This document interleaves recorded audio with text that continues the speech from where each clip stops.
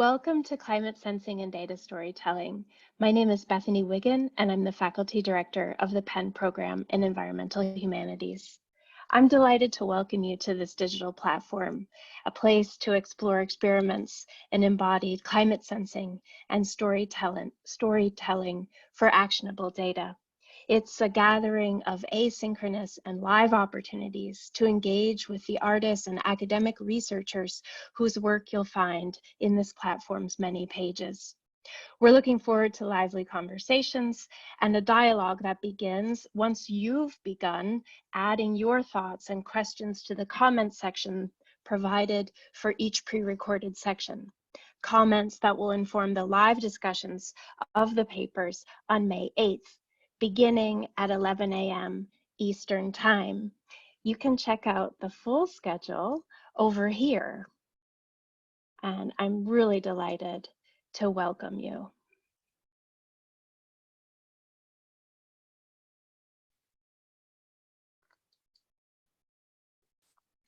As I speak to you from my office here at home in Philadelphia amidst the COVID-19 pandemic, it's a thrill to imagine you visiting this platform. In my mind's eye, I see you hovering at our portal for the COVID X Climate Project, passing through perhaps to consider, in dialogue with the voices gathering there, what this pandemic has to do with climate change. We've built this online world to support thinking and imagining together when we can't or don't want to meet in person.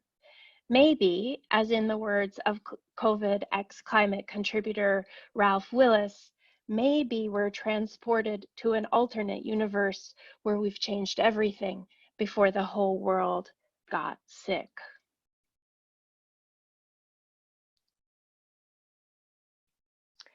This platform is the Penn Program in Environmental Humanities' small experiment in world building amid crisis. In the weeks and now months since I last sat across the seminar table from the Fellows in Public Environmental Humanities, a seminar at PPEH, as I've been telling those students and telling myself, these times give rise to the hopeful communities with steely eyes and a will of steel that Rebecca Solnit explores in her book on American history, A Paradise Built in Hell. In the ongoing vacuum of federal leadership in the United States, we're seeing extraordinary grassroots efforts in community building. It includes efforts like those by my 13-year-old niece, who has cranked up her dad's old sewing machine to put out dozens of face masks with bendable nose bands. And it also includes more high-tech efforts like those by colleagues at Penn and of course so many other places who are 3D printing PPE. 3 years ago, at an in-person conference we organized at PPEH, keynote speaker Rebecca Solnit addressed an audience of 1,000 people at the Penn Museum. That was the very place we originally intended to hold this conference by one of my favorite climate storytellers who will join us in live events on this platform, novelist Amitav Ghosh. Art, disaster, utopia. Her remarks were designed to unpack an ecotopian toolkit, those things we need to build more just and verdant futures. Futures predicated on more equitable, on mutually beneficial relations. Rebecca Solnit told us then, and you can listen to the live recording here if you like, that we've been sold a bill of goods about who we are in a crisis. Today, some media channels purvey militaristic rhetoric, full of orders to make war on COVID-19, and fighter jets are sent scrambling across eastern skies for an extraordinary and extraordinarily expensive salute to healthcare workers who still, despite my niece's efforts, remain short of life-saving protective gear and testing kits. But of course, what we really need isn't war. What we really need is better and more inclusive care. In a crisis of care like the one this pandemic presents, and akin to the unfolding crisis presented by climate change, we need, in Solnit's words, quote, stories that begin with who we are and what we want. To get us to care, we need story makers and we need story breakers. Amidst the many stories that this pandemic has broken is the misbegotten myth that sweeping civic and social mobilization can't happen fast. Of course it can. And of course we can also rapidly and justly decarbonize the global economy, making way for multi-species futures and worlds rich in local and indigenous knowledge, including that of the Lenape people, whose traditional homelands include the river valley where I make my home today, and where, as I have written in my scholarship, the University of Pennsylvania was founded amidst the outbreak of the French and Indian War as a colonizing institution. Resilient in the face of centuries of colonial wars, living traditions of environmental knowledge prompt land acknowledgements, and they also prompt reflections on how to contribute to the ongoing work to decolonize relations between this university and its neighbors near and far, and to make academic life more broadly more inclusive and accessible, even at, or maybe especially at, private wealthy universities such as Penn. One way it seems to me that we can remake relations is to hold up research and teaching that engages with broad audiences, that contributes with excellence to the vital democratic project of public education. And of course, as you've heard Dean Fluharty say before me, if we are to make meaningful action on climate, we'd better get going. This platform gathers some of the most innovative work I know that explores how hard data and compelling stories can be brought out of lecture halls and into the town square to generate action on climate. One story we need to break is the dumb idea that the work of humanists isn't relevant to environmental problems. If you're here, you probably sense that it is. But maybe you have lingering doubts about the power of culture change. Can stories make a difference? Can they spark action? From personal experience, I can tell you that stories matter.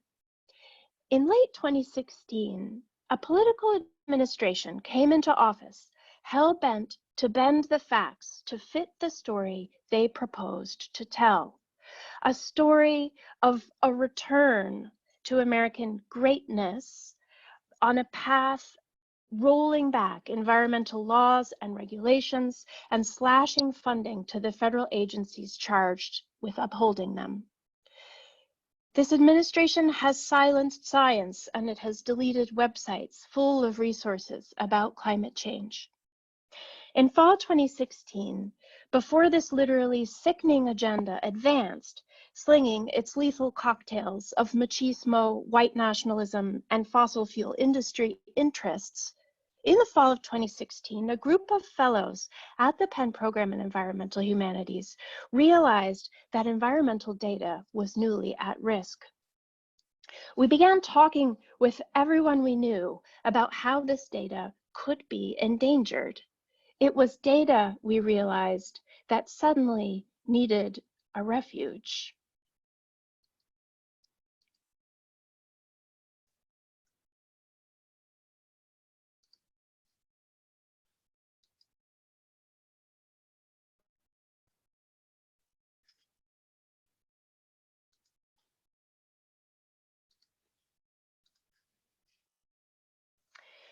This data refuge was a crazy story. It was a crazy story. How could something as boring as data need refuge?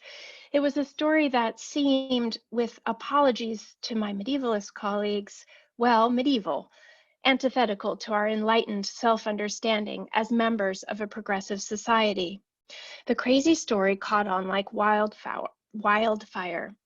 With help from the Union of Concerned Scientists, that story was picked up by the Washington Post, picked up by the journal Nature. It was written about by humanists in the PMLA.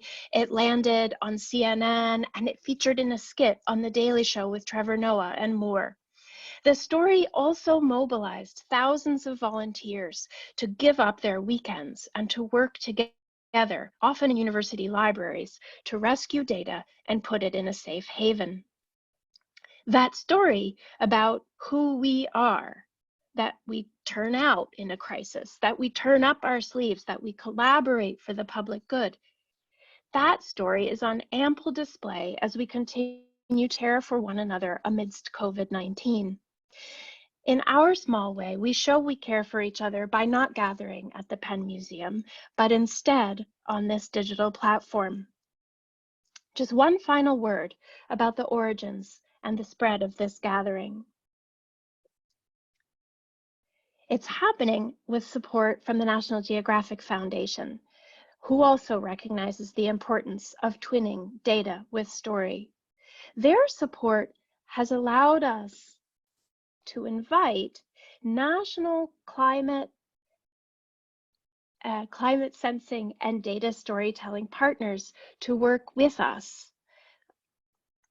Together, we are exploring in and with local communities how to collaborate, to advocate for better environmental data, how to work together to take action on existing data, to democratize and diversify environmental data, and to counteract data poverty.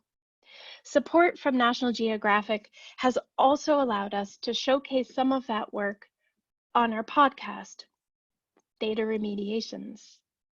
And it's allowed us to host this gathering, bringing our project partners and their work into dialogue with humanists and artists whose public engagement projects have so much to teach us. This storytelling project has started to build other relations. It's leading here in Philadelphia, for example, to the creation of a public history and community science project that advocates for better air quality data in Philadelphia and is creating a public air monitoring network in neighborhoods next to our old, dirty former Philadelphia refinery, with support from scholars and scientists at Penn, Johns Hopkins, and Harvard. We'll also make a beautiful book as a companion to this gathering. And most critically in my mind, we will use our final live session together on May 9th to envision a platform for peer-reviewed, publicly engaged research in environmental humanities. Intended to provide a high-profile venue for innovative public engagement, it will aid with the elaboration of standards of evaluation. Their absence has often thrown up barriers to entry for academic researchers, as tenure and promotions committees often struggle to evaluate the significance of publicly engaged work. To create such an ambitious and far-reaching set of projects requires many hands, just like in all durable experiments in world building. So please join me in thanking the people who have adroitly lent their hands. The Dean of Penn School of Arts and Sciences, Steve Fluharty, PPH Topic Director, Nikhil Anand, our data storytelling partners, and especially PPEH alumna, Dr. Patricia Kim, librarian and superhero Margaret Jantz, Michael Halpern of the Union of Concerned Scientists, Bridget Barkley and Christy Tidwell of ASLI, the Association for the Study of Literature and the Environment, Dolly Jurgensen, co-editor of the journal Environmental Humanities. And I want also to thank PPEH's student public research interns, both the climate storytellers and the climate finance documentary team. You guys are the best. There's really no one I would rather Zoom with all day, every Friday. Our graduate fellows conduct publicly engaged research that is an exemplary model of engaged research in the environmental humanities. I'm thinking of Knar Gavin's work here on this platform on the COVID X Climate Project, of Aileen McDonald's Northern Elements podcast, also in the Making Sense Gallery, and of Alex Chen's game To Tell Our Fortunes Amidst Pandemic, The Viral Oracle, also in the gallery. Thanks to our whole Public Environmental Humanities seminar, two of its members, Maggie McNulty and Alex Ambo, present with me our lecture here on Futures Beyond Refining. And finally, and especially, huge thank yous to the two-woman team at PPEH, Angela Ferranda and Meg Ehrenberg, whose collaborative work is unfailingly collegial and a reminder that, even amidst a crisis, maybe because of a crisis, you can nurture other relations, including in this digital domain. Thank you and welcome to Data Stories and Climate Sensing.